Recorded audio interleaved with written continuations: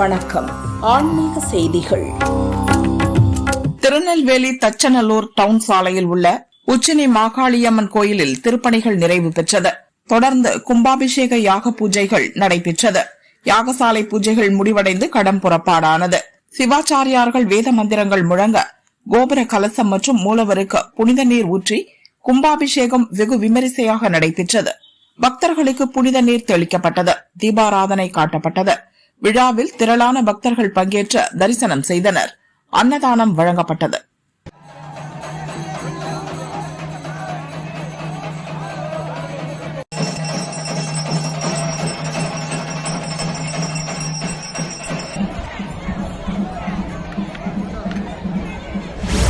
கொடைக்கானல் டர்னர்புரம் சின்னமாரியம்மன் கோயிலில் வைகாசி பெருவிழா கடந்த 16ஆம் தேதி கொடியேற்றத்துடன் துவங்கியது. விழாவை ஒட்டி தினமும் சின்னமாரியம்மனுக்கு அபிஷேகம் மற்றும் பல்வேறு அலங்காரங்கள் செய்து சிறப்பு வழிபாடு நடைபெற்றது. இரவு அம்மன் மின் விளக்கு அலங்கார தேரில் வீதி உலா வந்து பக்தர்களுக்கு அருள் பாலித்தார். பக்தர்கள் அக்னி சட்டி ஏந்தி அலகு குத்தி பறவை காவடி எடுத்து ஊர்வலமாக நேர்த்திக் கடனை செலுத்தினர். ஊர்வலம் டிப்போ காளியம்மன் கோயிலில் இருந்து ஏரிச்சாலை, 7 ரோடு சந்திப்பு, அண்ணாதுரை சாலை, மூஞ்சிக்கல் உள்ளிட்ட முக்கிய சாலைகள் வழியாக கோயிலை சென்றடைந்தது. கொடைக்கானல் சுற்றுவட்டார பகுதியைச் சேர்ந்த திரளான பக்தர்கள் அம்மனை மனமுருக வழிபட்டனர்.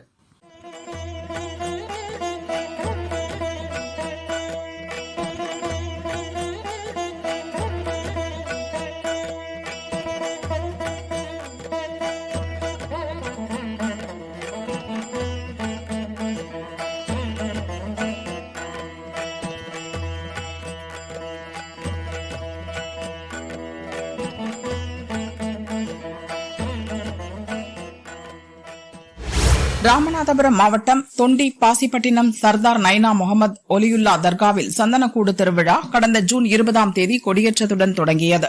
அன்று இரவு தலைப்பிறை மற்றும் ரத ஊர்வலம் நடைபெற்றது. விழாவின் முக்கிய நிகழ்வான சந்தனக்கூடு ஊர்வலம் வெகு விமரிசையாக நடைபெற்றது. வண்ண மின் விளக்குகளால் அலங்கரிக்கப்பட்ட சந்தனக்கூடு மாணவநகரி ஸ்தானிக் கன்வயல் பகுதியில் இருந்து புறப்பட்டு எஸ்பி பட்டினம் மற்றும் மருங்கூர் வழியாக சென்றது. தர்காவை வந்தடைந்த சந்தனக்கூடு தர்காவை 3 முறை வலம் வந்து தர்கா முன்பாக நிறுத்தப்பட்டது. விழாவில் சாதி மத பேதமின்றி அனைத்து தரப்பு மக்களும் திரளாக கலந்து கொண்டனர். இவ்விழா மத ஒற்றுமைக்கும் மத நல்லிணக்கத்திற்கும் சிறந்த எடுத்துக்காட்டாக அமைந்தது. விழா ஏற்பாடுகளை பாசிப்பட்டினம் தர்கா விழா குழுவினர் மற்றும் கிராம மக்கள் செய்திருந்தனர். விழா ஜூலை 15ஆம் தேதி கொடி இறக்கத்துடன் நிறைவு பெறும்.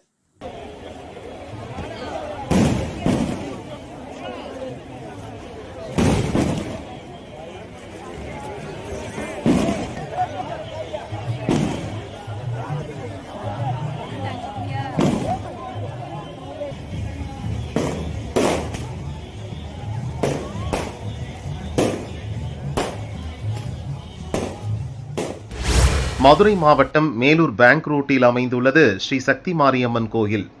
பிரசித்தி பெற்ற இக்கோயிலில் திருப்பணிகள் நிறைவு பெற்று கும்பாபிஷேக யாக வேள்வி கடந்த 30ஆம் தேதி துவங்கியது. இன்று காலை 4ஆம் கால யாகசாலை பூஜைகள் நிறைவு பெற்று மங்கள மேளம் இசைக்க புனித தீர்த்தங்கள் அடங்கிய கடம் கோயிலை சுற்றி கொண்டு வரப்பட்டது. சிவாச்சாரியார்கள் வேத மந்திரங்கள் முழங்க கோயில் கோபுரத்தில் புனித நீர் ஊற்றப்பட்டு மகா கும்பாபிஷேகம் நடைபெற்றது.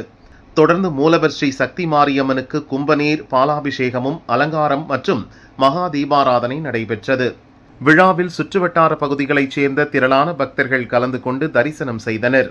கோயில் நிர்வாகம் சார்பில் அன்னதானம் வழங்கப்பட்டது. மேலூர் காவல்துறையினர் பாதுகாப்பு பணியில் ஈடுபட்டனர்.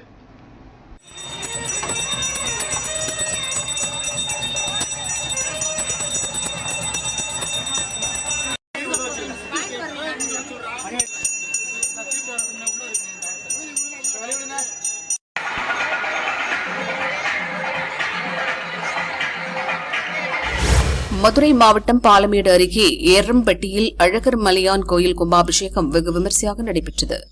விழாவையொட்டி 3 நாட்கள் யாக வேள்விகள் நடைபெற்றன. 4ஆம் கால யாக பூஜைகள் இன்று நிறைவு பெற்றது. தொடர்ந்து புனித தீர்த்தங்கள் அடங்கிய கடம், மங்கள மேளம் முழங்க கோயிலை சுற்றி கொண்டு வரப்பட்டது. சிவாச்சாரியார்கள் தலைமையில் வேத மந்திரங்கள் ஒலிக்க கோபுர கலசங்களில் புனித நீரூற்றி மகா கும்பாபிஷேகம் வெகு விமரிசையாக நடைபெற்றது. பக்தர்கள் மீது புனித நீர் தெளிக்கப்பட்டது. தொடர்ந்து சுவாமி, அம்மன் மற்றும் பரிவார தெய்வங்களின் சிலைக்கும் புனித நீர் ஊற்றப்பட்டு கும்பாபிஷேகம் நடைபெற்றது. சுவாமிகளுக்கு சிறப்பு பூஜைகள் மற்றும் மகா தீபாராதனை காட்டப்பட்டது. விழாவில் திரளான பக்தர்கள் பங்கேற்று தரிசனம் செய்தனர். அன்னதானம் வழங்கப்பட்டது.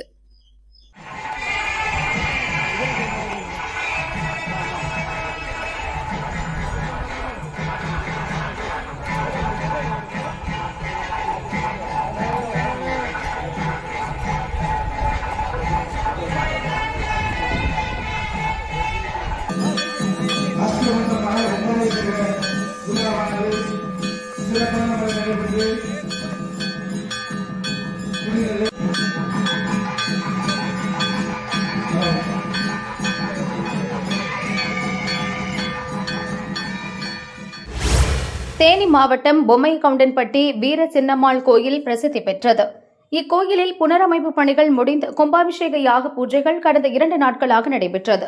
யாக பூஜைகள் முடிவுற்று கடம் புறப்பாடானது.